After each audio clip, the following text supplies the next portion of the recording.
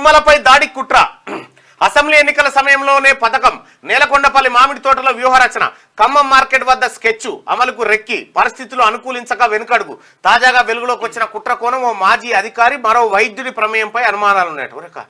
Assembly ఎన్నికల సమయంలో మంత్రి తుమ్మల నాగేశ్వరరావుపై దాడికి భారీ కుట్ర జరిగిన విషయం తాజాగా వెలుగులోకి వచ్చింది. పోలీసులు కుట్రకు సంబంధించి కూపీ లాగుతూ ప్రధాన నిందితులను గుర్తించే దిశలో చర్యలు తీసుకుంటున్నారు. విశ్వసనీయ వర్గాల కథనం ప్రకారం అసెంబ్లీ ఎన్నికల ముందు తుమ్మల నాగేశ్వరరావు బీఆర్ఎస్ ను వీడి కాంగ్రెస్ పార్టీలో చేరారు.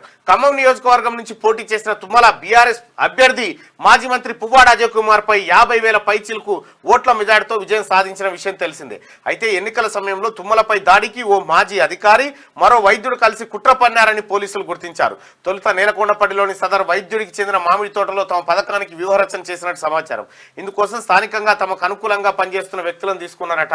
మంత్రి తుమ్మలను ఖతం చేసేయడానికి కొంతమంది ప్రయత్నం చేశారట. ఆ కుట్ర ఇప్పుడు బయటపడ్డదట.